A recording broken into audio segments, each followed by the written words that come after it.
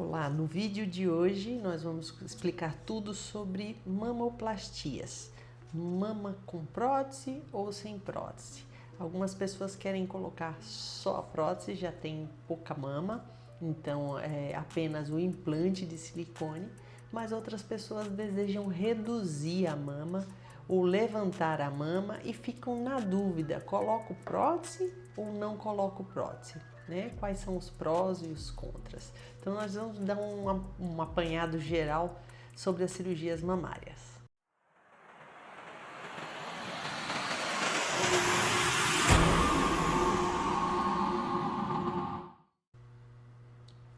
Na cirurgia de implante de silicone, onde mulheres têm as mamas pequenas, nós temos primeiro que entender que a mama, mesmo que seja pequena, ela é constituída de glândula, que é essa parte rosinha, e gordura. Algumas mamas têm mais gordura do que glândula e outras mamas têm mais glândula do que gordura. Isso faz bastante diferença na hora de colocar uma prótese, tá? Então, normalmente, nós temos nos implantes sem mastopexia uma mama pequena que já está posicionada bem no tórax e que a gente só precisa aumentar o volume.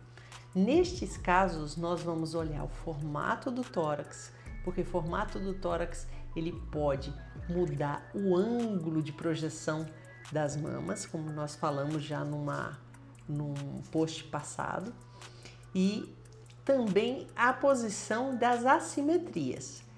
Escolhemos então o modelo de prótese e resolvemos implantar. Nós podemos colocar por via axilar, por via areolar e por via sulco inframamário. A região que menos agride tecido mamário, linfonodos, é o inframamário. Você tem acesso direto ao peitoral e nós colocamos os implantes, nós aqui na clínica, na posição submuscular. Acreditamos que o músculo ele tem uma força maior do que a pele. A gente sabe que colocar brinco pesado às vezes vai cedendo a pele. Próteses elas costumam começar a pesar a pele com o tempo, elas podem ceder demais. Além de, em mamas muito finas, elas podem causar um efeito chamado rippling.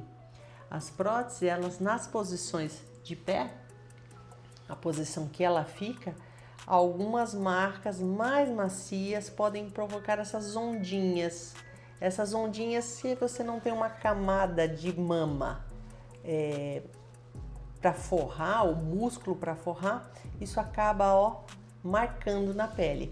Então, a prótese ela tem um peso, ela vai acabar cedendo se a gente coloca só na frente do músculo para a própria pele sustentar. Ela já sustenta a glândula e vai ter que sustentar também o peso da prótese. Atrás do músculo nós temos um tecido mais firme, mais forte. Então, a gente vai ter um músculo que vai sustentar na posição a prótese mamária, né? Tô pegando aqui para a gente imaginar. Então, o músculo ele vai e sustenta isso aqui. O músculo não cede tanto quanto a pele.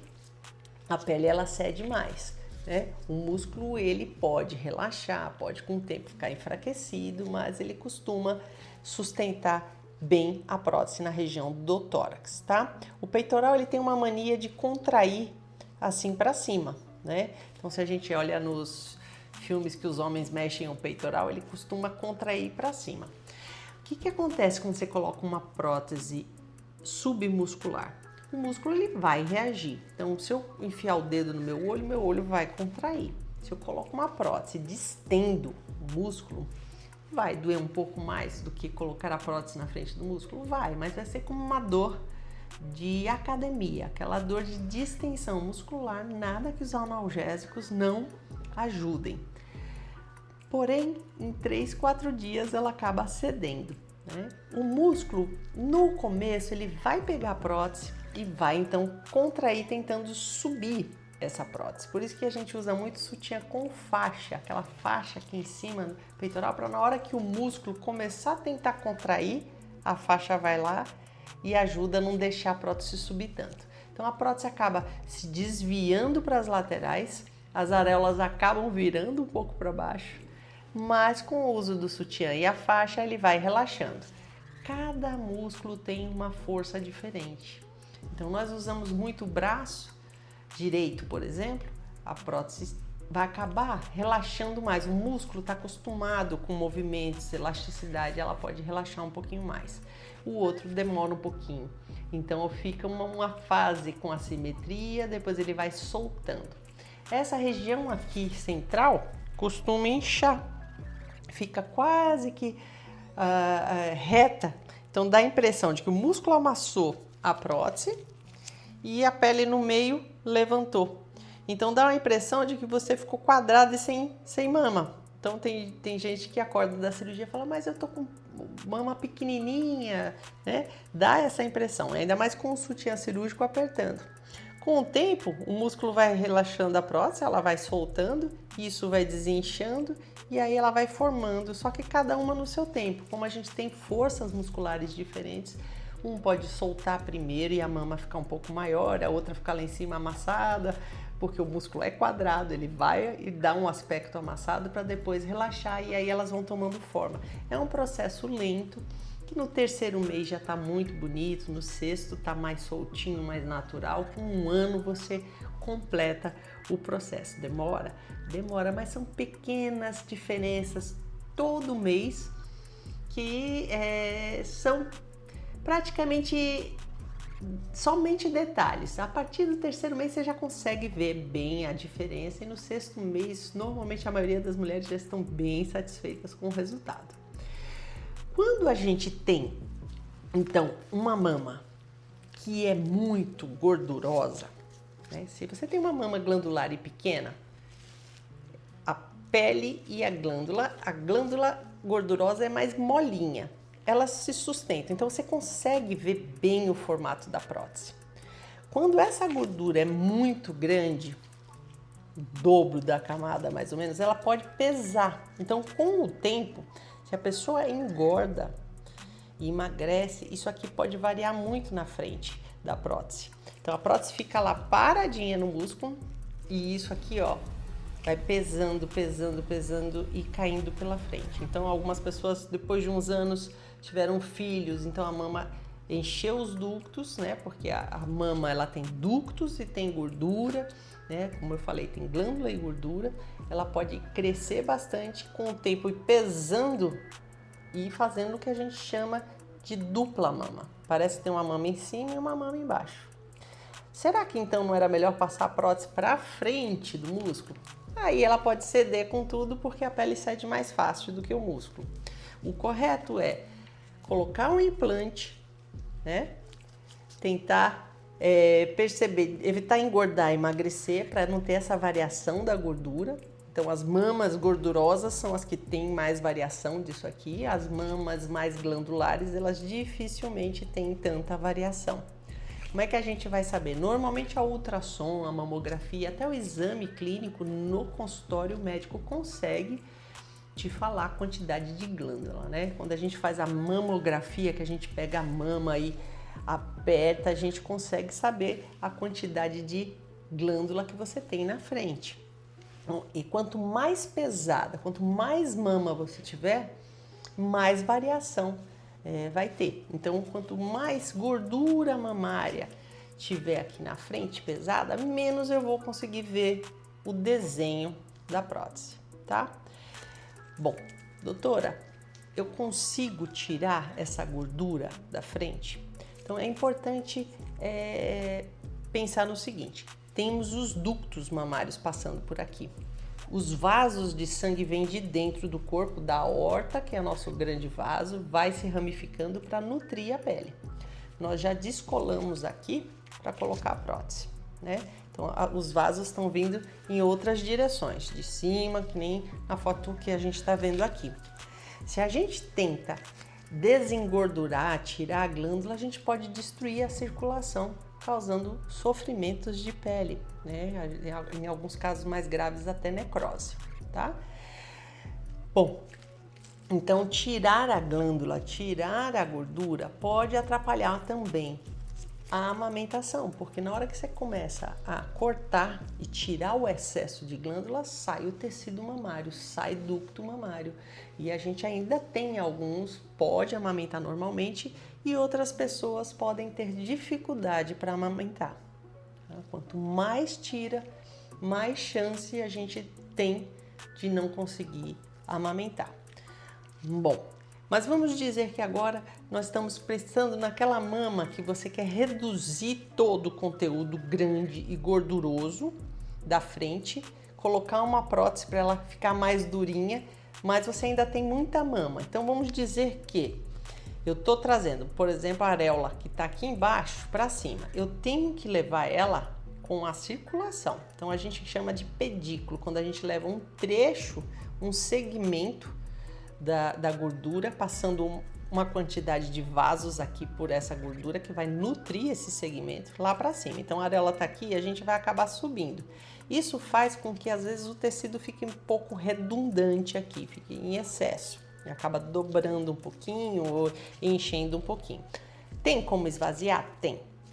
Tem como tirar bastante pele com gordura? Tem, mas lembrando, quanto mais a gente tira, mais a gente pode diminuir a circulação. Quanto mais a gente tira tecido mamário para deixar mais a prótese, para ela ficar firme e bonita, mais a gente está perdendo mama mesmo. Mama, gordura da mama, a nutrição da mama, e a gente tem um resultado mais bonito. Mas o que então teria de problema? As próteses, elas são um corpo estranho que a gente está colocando dentro de nós. Ele é biocompatível? É biocompatível. Tem pessoas que colocam a prótese e nunca irão ter problema. Mas, toda vez que se coloca qualquer coisa dentro do corpo, seja um pino de titânio, uma bala de revólver que de repente, ao acaso, foi implantada por um acidente, pinos de cirurgia, grampos, com o tempo, as suas células de defesa podem formar uma membrana, elas podem estar rastreando, elas vão todas serem atraídas para aquela região. O que é isso? Tentar digerir. E isso vai acabando formando uma membraninha ao redor da prótese. Elas podem ser finas e normalmente elas acontecem a partir do 8º, 9º ano. Em algumas pessoas podem acontecer antes, pelo processo autoimune exacerbado. Então, pessoas, por exemplo, que têm doenças autoimunes na família, lúpus, miastenia, fibromialgia, qualquer doença autoimune devem ter um aconselhamento do reumatologista. Por quê? A partir do momento que entrou um corpo estranho em você, que mesmo que ele seja biologicamente compatível, não deixa de ser uma coisa que não tinha antes, as células de defesa indo para aquele local e elas acordando do tipo, opa, tem uma coisa aqui, elas podem ser o gatilho de uma doença autoimune que estava adormecida ou que ainda não tinha aflorado no organismo. Então, nós sempre pedimos aconselhamento genético, aconselhamento reumatológico, para evitar que a pessoa possa, em casos de doenças autoimunes na família, de repente a prótese ser o gatilho da doença. São coisas raras, mas esta cápsula que forma, com o tempo elas podem se tornar cada vez mais grosseiras, mais grossas e começarem a querer apertar a prótese, que é o que a gente chama de encapsulamento. Então, formar a cápsula, a membrana, é normal quando ela começa a engrossar e estrangular a prótese, às vezes a ponto de apertar e deixar uma das mamas menores do que a outra, começar a doer, começar a não se movimentar, pode ser uma chance de encapsulamento. Encapsulamento, então, é uma reação dessas células de defesa que formaram essa membrana e estão apertando a tua prótese. Quando que isso pode acontecer? Acontece muito quando tem bastante líquido em volta. Então, em casos que tem seroma, que não foram resolvidos, absorvidos pelo corpo ou puncionados e ficaram por ali, facilitam a formação dessa cápsula, sangramentos extensos facilitam, a amamentação às vezes fica embebido pelos ductos ali, um pouco de leite que vai ser reabsorvido pode facilitar o encapsulamento da prótese. Outras coisas são inespecíficas, pode acontecer com uma defesa do teu corpo. De qualquer forma não aconteceu nada, não tem seroma, não tem sangramento e de repente é uma reação do seu organismo. Então, são reações mais raras, o encapsulamento pode acontecer em 9% dos casos de mulheres que colocaram próteses. A rejeição já é muito mais rara, mas existe também. As doenças autoimunes que a prótese foi o gatilho também são raras. E hoje em dia a gente vê muito nos navegadores de internet o explante. Pessoas que começaram a ter dores no corpo, depressão, queda de cabelo, alteração de memória, colites, tireoidite de Hashimoto, doenças autoimunes, cada hora em lugares inespecíficos e às vezes nenhum sintoma na mama. Então, nestes casos que são extremamente raros, a gente fala numa síndrome chamada ásia. É uma síndrome autoimune induzida por adjuvante, que normalmente é o corpo estranho. Pode acontecer com uma vacina, pode acontecer com uma medicação, com um grampo desses de costura cirúrgica. Qualquer coisa pode induzir em alguém uma síndrome autoimune. São raras, mas elas existem e vocês podem ver relatos nesses navegadores, tem bastante relato em vários lugares do mundo. E aí vem a pergunta chave. Quando eu coloco uma prótese e eu tenho bastante mama, eu preciso colocar a prótese? A prótese ela foi criada para quando a pessoa não tem volume.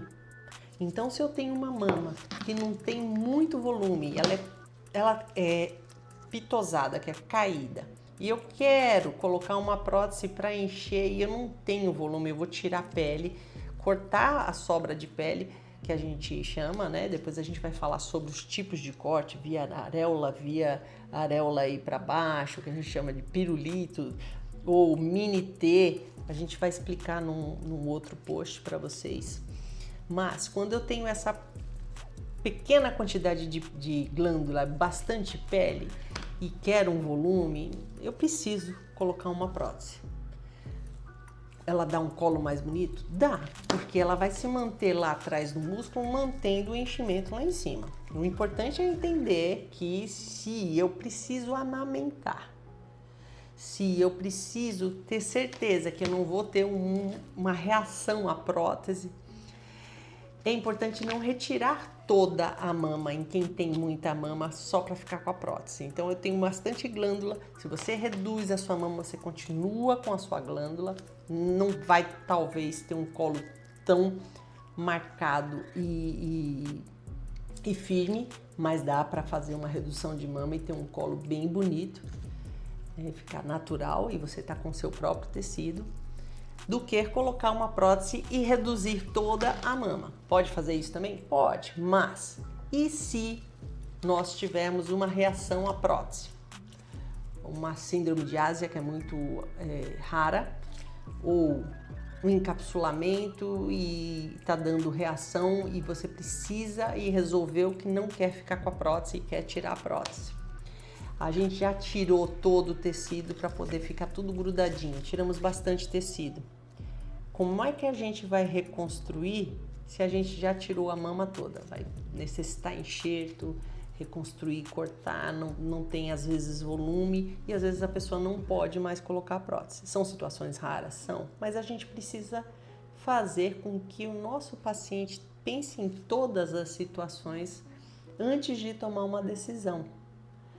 Porque retirar todo o tecido mamário para montar a mama fica bonito, sim, realmente, mas nós precisamos fazer com que o paciente entenda que a prótese ela pode, em casos raros, ser gatilho de doença autoimune, como eu falei, podem ter reações que de repente você precise retirar a prótese.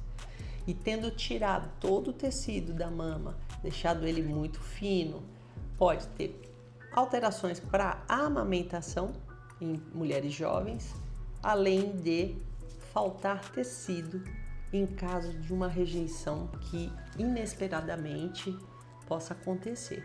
Então é por isso que nós conversamos sempre sobre os riscos, benefícios, e eu acho que é importante que o médico cite essas situações, mesmo raras, porque vamos dizer que aconteça com alguém e uma das perguntas dessa pessoa pode ser: doutor, doutora, por que você não me falou que isso poderia acontecer? Eu teria pensado melhor.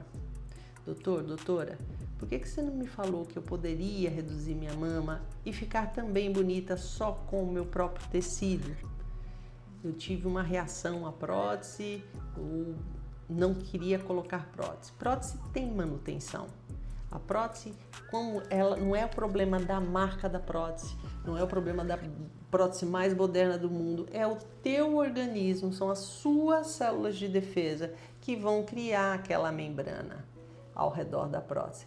Essa membrana pode ser fininha e passar o resto da vida sem incomodar nada. Por isso que a gente fala, não tem um tempo determinado para trocar a prótese. Se tiver tudo bem, a pessoa está fazendo ultrassom, não está com sintoma nenhum, pode manter essa prótese. Mas essa reação dos anticorpos, das suas células de defesa, elas vão cada vez ficar um pouquinho mais exacerbadas e as próprias células de defesa começam a enfraquecer o invólucro da prótese, deixando ele mais molinho, às vezes um pouquinho mais grudento quando passa muitos anos, em alguns casos até calcificam e formam uma membrana grosseira. Então, o ideal seria sempre trocar a prótese entre 12 e 15 anos, que é a fase que a gente sabe que essa membrana começa a formar, porque aí você tirando a membrana, você pode colocar uma nova prótese e o processo seria como se tivesse dado um boot. Começa de novo e assim a gente vai sempre trocando a prótese.